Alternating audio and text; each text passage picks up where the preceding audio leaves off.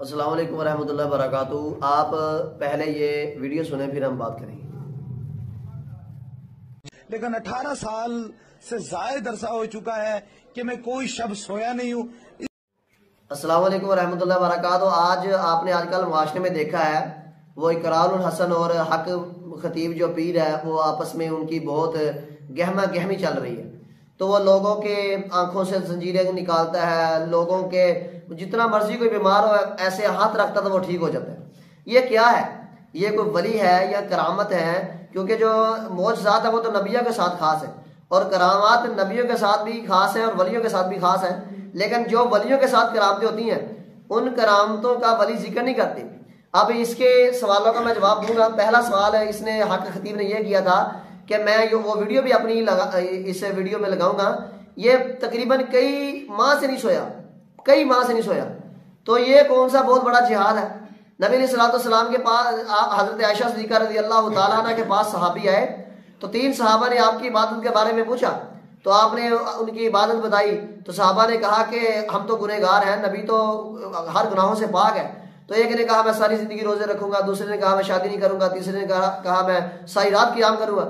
تو نبی علیہ السلام جب آئے تو حضرت عائشہ رضی اللہ تعالی عنہ نے فرمایا، ساری بات بتائی، تو صحابہ کو جب بلایا اور ان سے پوچھا تو آپ نے فرمایا کہ آپ کے جسم کا آپ پر حق ہے، وہ مومن ہی نہیں ہے جو میرے طریقے کے خلاف چلتا ہے۔ آپ رات کو قیام بھی کریں، رات نیند پوری بھی کریں۔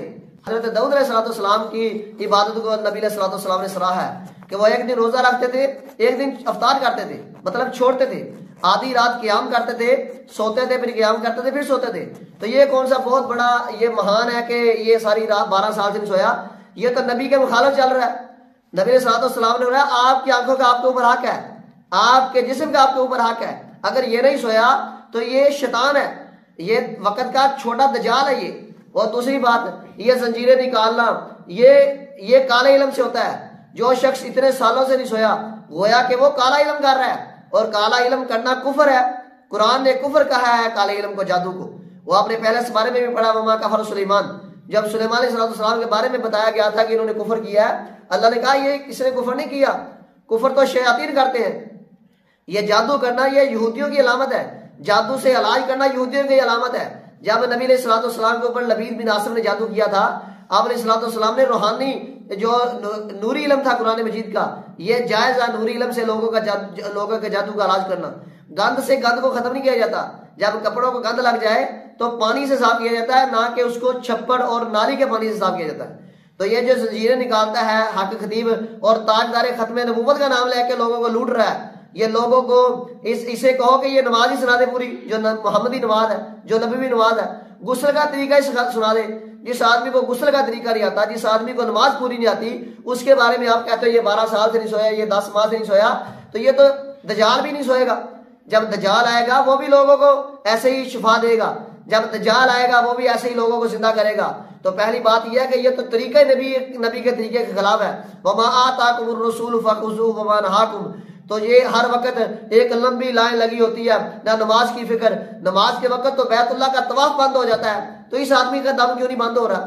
یہ کیوں لوگوں کو تاجدار ختم نبوت کے نام میں لوگوں کو جو ہے وہ ان کی آڑ میں لوگوں کو لوٹ رہا ہے؟ لوگوں کے اصل میں یہ وقت کا چھوٹا دجال ہے، میں اسے کہوں گا، اور نہ اسے نماز کا پتہ، نہ اسلام کا پتہ، نہ اسلام کے ارکان کا پتہ، نہ اسے حقوق اللہ کا پتہ۔ اور جناب یہ تو کالے علم کے ذریعے سے جادو کرتا ہے، کالے علم کے ذریعے سے لوگوں کا علاج کرتا ہے، اور کالا علم جو کرتا ہے وہ تو کفر ہے، اس کا اسلام کے ساتھ کوئی تعلق ہی نہیں ہے۔ تو آپ جو ہے اسے بہت بڑا ولی مانتے ہو۔ جو ولی ہوتے ہیں وہ لوگوں کو یہ نہیں بتاتے کہ ہم ولی ہیں، ولیوں کے چلنے پھرنے سے محسوس ہو جاتا ہے یہ ولی ہے۔ تو اس لیے یہ اللہ کے نبی کے بعد جو عظیم ہستیاں تھیں وہ صحابہ کرام تھے، کسی صحابی نے تو چین نکال نہ سکی، نعوذ باللہ یہ صحابہ سے زیادہ ولی ہے۔ اللہ کے نبی کے بعد سب سے زیادہ درجہ حضرت ابوبکر کا ہے رضی اللہ تعالیٰ عنہ، تو ابوبکر نے تو کسی کی آنکھ سے چین نہیں نکالی۔ یہ 1400 سال کا بعد کی پیداوار جو ہے یہ ولی اس کی کرامات جو ہے وہ اجاگر ہو رہی ہیں۔ اس لیے یہ وقت کا بہت بڑا فتنہ ہے۔ نبی علیہ السلام نے فرمایا تھا کہ قیامت کے نزدیک ایسے فتنے آئیں گے، صبح کو لوگ مسلمان ہو گے، شام کو کافر ہو جائیں گے، شام کو مسلمان ہو گے، صبح کو کافر ہو جائیں گے۔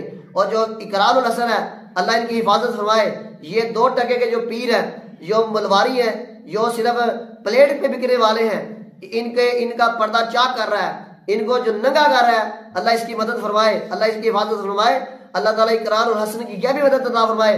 اصل توحید پرست آدمی ہے یہ، جو ان پیروں کو، جو لوگوں کا دین مال اور ایمان لوٹ رہے ہیں، ان کو ننگا کر رہا ہے، اور یہ بالکل صحیح کر رہا ہے جو کر رہا ہے، اور حق خطیب کو شرم کرنی چاہیے۔ نبی کے نام کے ساتھ تاجدار ختم نبوت کی آڑ میں لوگوں کو لوٹ رہا ہے، اور جو ہے وہ کالے علم سے لوگوں کا بیڑا غرق کر رہا ہے۔ اس لیے نوری علم سے دم کرنا جائز ہے، جو قرآن کا علم ہے، حدیث کا علم ہے۔ نبی جو حضرت عمر کے دور میں کا احبار مسلمان ہوا تھا، حضرت عمر کے دور میں وہ ایک دم کیا کرتے تھے، تو حضرت عمر رضی اللہ تعالیٰ عنہ کو اس نے کہا کہ اگر میں یہ دم نہ کروں تو یہودی مجھے گدھا بنا دے۔ گویا کہ گدھا بنونا، جانور بنونا، آنکھوں سے چین نکالنا اور جناب منہ سے کیل نکالنا، یہ یہودیوں کی علامت ہے، یہ یہودیوں کی علامت ہے۔ منہ یہ کیل نکالنا، زنجیریں نکالنا، حضرت کعب کہتے تھے اگر میں یہ اللہ کا ذکر نہ کروں تو یہ یہودی مجھے گدھا بنا دے۔ تو یہ تو دجال بھی کرے گا قیامت کے نزدیک آ کے۔ تو کرامت یہ نہیں ہوتی، کرامت یہ ہوتی ہے جو صحابہ کرام سے جو ہمیں ملی ہے، کرامت یہ ہوتی ہے جو صحابہ کرام کو اللہ نے دکھائی ہے، یا صحابہ کرام کے بعد بھی اولیاء اللہ گزرے ہیں۔ لیکن کرامت دکھانے سے اور لوگوں کو جمع کر کے لوگوں کا دین اور ایمان لوٹنے سے کرامت نہیں ہوتی۔ اللہ اس کو ہدایت نصیب فرمائے، اللہ اس فتنے سے ہم مسلمانوں کو محفوظ فرمائے۔